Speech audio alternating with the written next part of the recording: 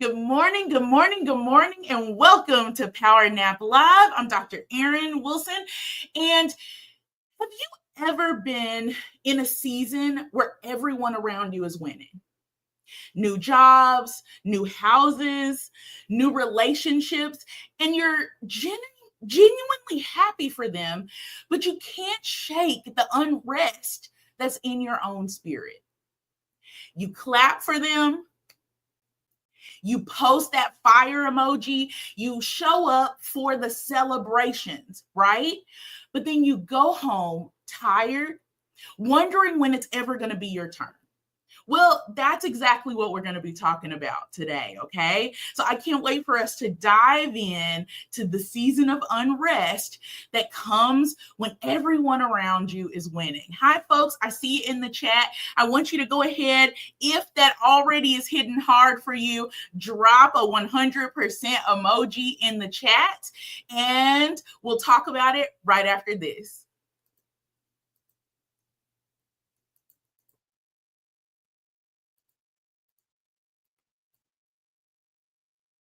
Well, y'all, technology.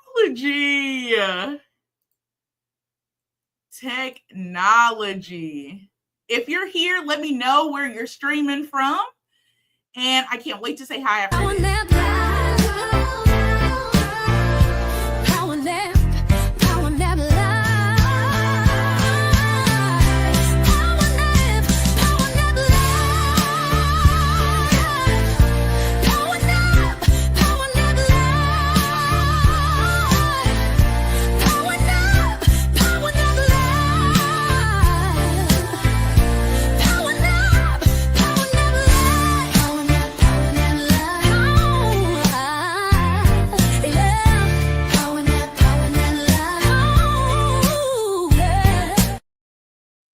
All right, folks, we're talking today about how it feels to clap for everyone else while secretly wondering, is it my turn? Or when is it my turn, right?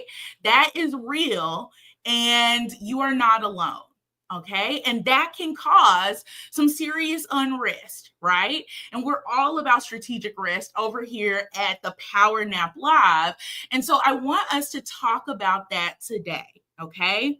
So we've all experienced this. We've all experienced the emotional dissonance, which is kind of that gap between the smile that you have for other people and the unrest that you feel. Right? I have my own self, right? Now, as I've grown, I feel less like, oh, that person has something that I hoped or wanted, because of course I want the things that specifically God has for me. But I remember, especially I remember dating, right? Back in the day, okay? I've been married for almost 10 years now, 9 years in November. But I remember before I'd even met my husband, seeing everybody I knew, or at least it felt like it, having this married life. And I knew for me, I really wanted to join my life with someone, right? And so I was 30 when we got married. I think I met my husband 2 years, I guess, before 30. Okay. Yeah, that's too much, because now y'all gonna be able to do some calculations. Don't be doing that. What's that little meme where the numbers be doing? Okay. I'm still 29-ish. 29-ish. It's very much given 29-ish. Okay. But whatever the case is, I remember what that felt like. Right? I remember seeing something that everybody else had that I really wanted and feeling like, what am I doing wrong? Right? Not being able to sleep sometimes because it just felt like, how come that's happening for them, but not happening for me? But also, again, that emotional dissonance of smiling and being happy for people, because I genuinely was happy that they were experiencing that, right? It wasn't from a place of jealousy. It was just very much also being able to go, when is it my turn? Right?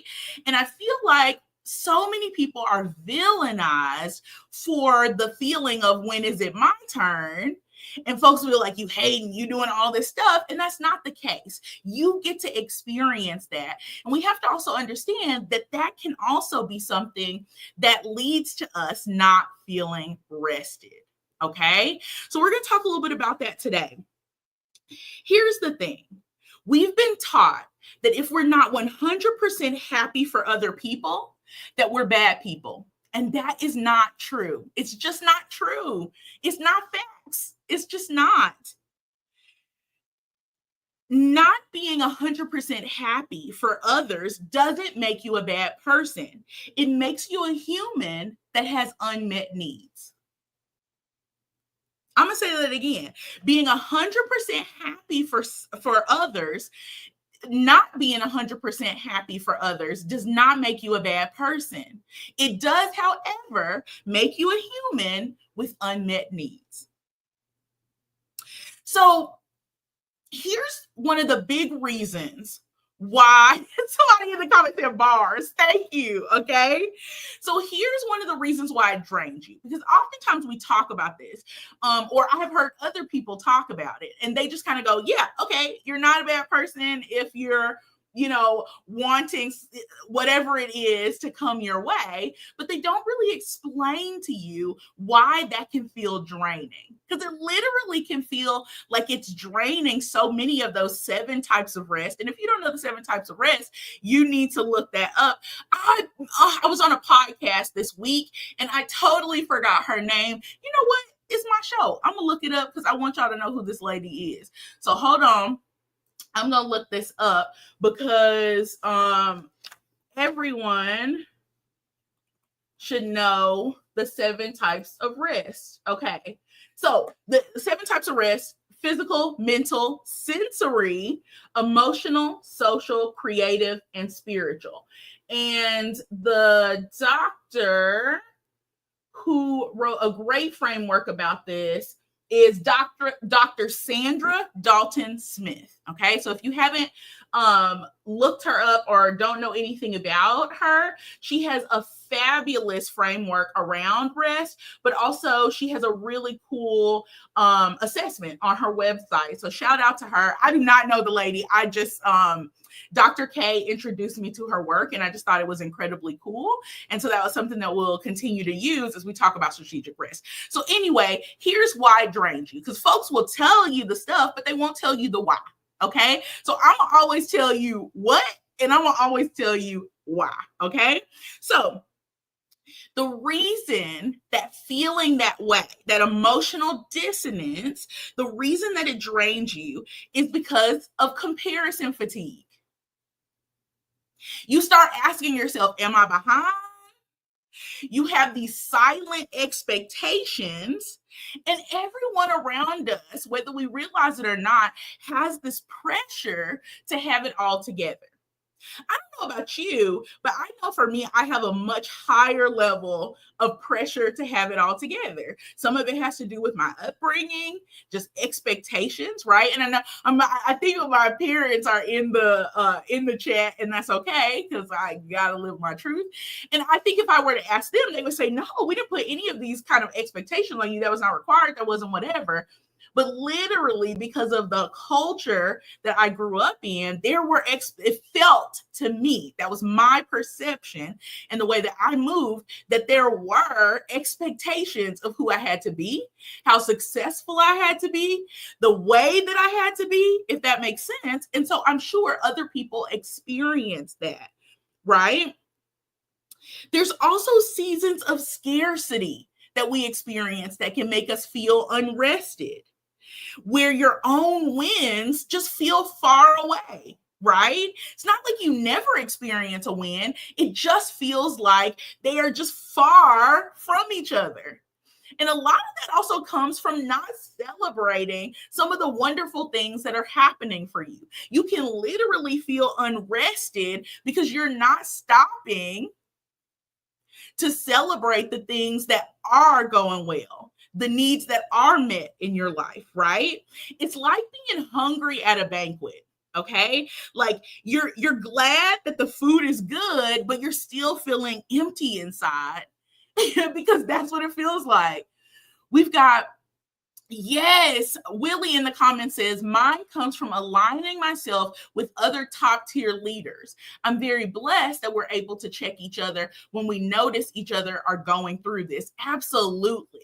Right? Because oftentimes, here's the thing. Let me tell you about that. Let's talk about that for a second. Because these folks are hoodwinking folks. They are bamboozling folks out here in these streets. Lots of people can look wealthy. Lots of people can look like their business is going well. Now, I'm fortunate to serve a God that is making sure that my needs are met in that capacity. But that doesn't mean, number one, every need that I have or that I feel like I have is met at this moment, right? But yes, people be out here giving a perception of all this stuff, and then folks are literally assessing what they have in accordance to something that is fake, completely fake, completely and utterly fake. I need to insert that sound, blink, blink, blink, blink, blink, blink, because that is the truth. That is absolutely the truth. What you see is not always the reality that someone is living in. And that's why it's fully bamboozle. Exactly. A full-scale bamboozle. It is a scheme set up by Todd to bring to you. Okay, my Real Housewives of Atlanta folks know what I'm talking about. Stop letting the scheme set up by Todd that people bring to you. I ain't gonna finish the rest of that season. Just the rest of that sentence. Stop letting that fool you and have you out here thinking that even in those patches, even in those spaces between your next win, making those feel like you never won. That's wild. We can't do that. So listen, this week I was incredibly inspired, and that's why this show is what it's about this week, is because I was really, really inspired by someone I respect a whole lot. Okay, this week they shared a story of kind of them having a rainbow baby at this point after multiple miscarriages, right? And one of the things that I thought was so cool that she did. Oh, y'all, I might be ashy. Don't tell nobody. Where's my desk lotion? Have mercy. Okay, anyway, stay on track, Erin. Okay, so this week she talked about. So one of the things that she did, okay, that I thought was incredibly thoughtful was that she didn't just celebrate her win. She also highlighted and acknowledged women or families or people who were still waiting, who were grieved by her good news, and who may have been triggered by the good news that in the celebration and the win that she was sharing, right? And oftentimes we don't see that. We don't see folks that also understand, again, that emotional dissonance that can come with you winning, right? And someone else seeing it. Now, don't get me wrong. I don't feel like we're responsible for how people feel about wins that we share, right? However, I do think that understanding that that was the case, right, was so important in helping people, especially as we lead spaces and places, helping people understand that, again, you're not a bad person when you have human unmet needs. Her joy didn't shrink, but she still made space for people who were waiting, right? And that's empathy. That to me is true leadership. So shout out to her. If you are someone who follows Dr. Kia Connerway, that was a little bit of her story this week. And I was incredibly inspired by it because, again, she didn't shrink her joy at all. They made a cute presentation, and I'm sure they'll do that again, letting people know. But also she still made space for people who were waiting. So let's talk about some restorative responses. Okay, so when someone else is experiencing a win and you start to feel a little bit, well, you become aware that this is highlighting for you an unmet win, then one of the first things that you need to do is give yourself permission to pause. Give yourself permission to pause. When someone is experiencing a win and that highlights for you an unmet need, you need to give yourself permission to pause.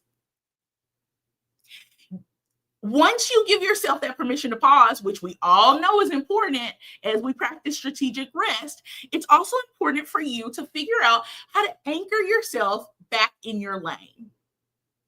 That may not be what's on your journey. You may have to wait one or two more exits before you get to the rest stop. Maybe you're trying to get to Buc-ee's and that person's just at a dirty rest stop. Okay, they had to go early, but there's a Buc-ee's waiting for you. Just not this moment, right? That's something that we have to remember. Also, it's incredibly important for us to turn the unrest around our unmet needs that are now being highlighted by someone else's win into curiosity. What is it about that that's making me feel this way, right? We don't ask ourselves that question enough. Whenever something really, really gets on my last nerves, I ask myself, what is it about it? Right? What happened here? Because I want to know not only what actually is happening, right? But I want to know the deepness of why it's causing me to react that way. So I can understand how either not to in the future or understand how to change something about what that is, right? Yes, permission to pause will set you up for success each and every time, and it allows understanding and reflection to take place. Absolutely. Come on, comments. I see you, Willie. Absolutely. So here's the thing. The final piece is, so remember, give yourself permission to pause, okay? Sometimes it can feel like a gut punch when something good happens to other people. Again, that doesn't make you a bad person. It's just uncovering for you that unmet need. And we have to see it in that way. Okay. Anchor yourself back to your own lane. Turn unrest into curiosity. Start asking yourself questions. And then finally, start taking micro actions toward your goal. You can't just pause. You can't just put yourself back in the same lane. That's fine. It's your lane. But and then start asking yourself those questions, but you also got to move forward. What are the small, tiny micro things that you can do to move closer to the thing that you've now uncovered as a want or a need that you have? Okay. Rest is not just about stepping back. Okay, it's about stepping into a space where you can actually breathe again, where it feels safe to breathe, where it feels good to breathe, where there's air that you actually want to take in. That's what rest is all about. And that restorative response, each of those things is exactly what allows you to be able to navigate that unmet need, that unmet want. Okay, so I want us to restart reframing. It's important for us to reframe, to really flip the script when it comes to what's happening, the wins that are happening for someone else, right? So it's important for us as we reframe. Remember, we understand what the truth is of the matter, why it actually drains us, okay? We understand how empathy is incredibly important to leadership. And then now we understand how to restore ourselves in that space. But finally, it's so important for us to make sure that we're flipping the script. Okay. When you see something that's happening to someone else that has uncovered, unblanketed, okay, because maybe your need was what's some little things, a pig in the blanket. Eat pork. So I never even had a pig in a blanket, okay?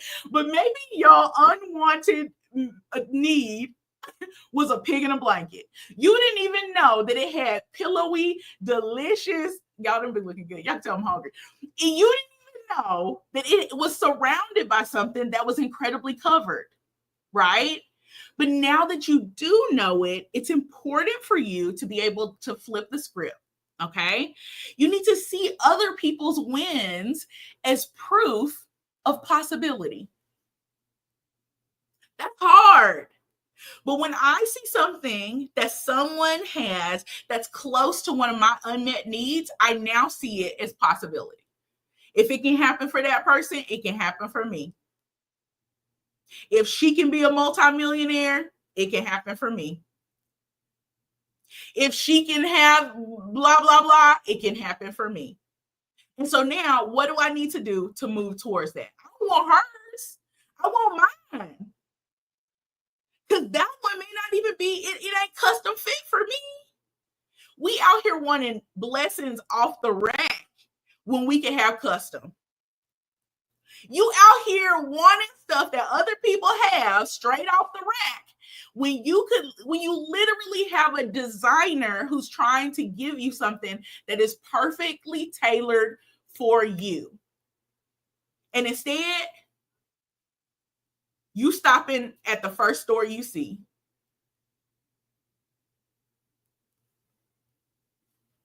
I'm going to unhand you. Because I know that drags somebody all up and down. So it's okay. I'm going to unhand you because I don't want you to call the police on me because I don't want you. Someone said looking a mess in someone else's measurements. That shirt too big. It's too small. Man, why can't I see your belly button? Right? But it may not be yours. It may not even be authentic. You out here wanting, your blessing may look like a designer bag, but you out here rocking an imitation because you didn't wait. Because you didn't do the things that I told you to do today, which was to pause, which was to anchor yourself back in your lane, to really start being curious about what's causing the unrest and to take micro actions. Because that's the thing. In your curiosity, you need to be asking yourself, have I made any action towards this custom blessing I'm trying to have? I'll wait. Have you? Have you really? Okay. we have you really taken any action towards what you were trying to get? Or do you just want it off the rack? I don't want what is created for me off the rack. I want it to be custom. I want it to be perfect for me. I want it to fit every shape and size and curve of who I am. So stop trying to get what somebody else has because that's on the rack. That's custom. That didn't go to the perfect tailor. Okay, I ain't going to get oily today. So I want you, as we're thinking about the final piece, as we're flipping the script on what it's like to uncover, right, the unrest that comes with uncovering a need of ours when we see someone else winning. I want you, of course, to see other people's other people's wins as proof of possibility. Start reframing in your mind if it's happening in my circle, because sometimes that's the problem too. We see somebody who we close to win, and that sometimes is the wins that hurt the most. But you need to be saying, if it happens in my circle, it means it's closer than I think. Y'all, we can be happy for someone else, rooting for them, excited about what they have, but also be hungry for your own win. That's okay. And if no one else has told you it's okay before today, I'm here to tell you that it is okay. It is okay to celebrate someone's win and still be hungry for your own success. Don't let anyone tell you that that's not the case. Because here's the thing, their win is not your loss. It's proof that winning is in your neighborhood. Winning is in your neighborhood. It's not proof of your loss. It's proof that winning is close by. What is it? Pass me not, oh gentle Savior, okay? While on others, do not pass me by. And that's the thing. That's what it's reminding us, that their win is not your loss. It's just proof that winning is possible in your neighborhood. So here's the thing, all right? As we come, oh my goodness, that time flies by so quickly. So when you're feeling unrest, when other people's win, when it doesn't make you feeling unrested, right? Feeling unrested when other people win, it doesn't make you ungrateful. It makes you human. Feeling unrested when other people win doesn't make you ungrateful. It makes you human. And that's what we are, folks. And when it's your turn, you can honor both your joy and the hearts of those who are still waiting. And that's what leaders do. They honor their own joy, but they also hold and help and have empathy for the hearts that need hope that are also still waiting. Reminding people that if I did this, you can too, is a part of who we are as leaders, as humans, as people who are striving to use our time and talents to make the world a better place. Okay? You can cheer for other people. You can, and still hold space for yourself. That's balance. And that is where real rest lives. That's where it resides. That's where the rest resides, okay? Where the money resides. Anyway, but that is where the rest resides. Balance is where the real rest resides. You guys, I hope you have had a wonderful, wonderful time today. I want to challenge you to think about something that's causing you unrest in this season. Maybe something you saw that someone else had and it uncovered for you an unmet need. I want you to think about that this week and think about the micro step that you're going to take to get closer to what that is. And also not letting you forget that if you see it, it's in your neighborhood. It's in your neighborhood. All right, folks, I'll see you next week. Same time, same place. Send this to somebody who needs to hear it, okay? Tell them subscribe, like, do all of the things, and I'll see you next week. Same time, same place here on Power Nap Live. Take care this week, make good decisions, and rest well. Bye.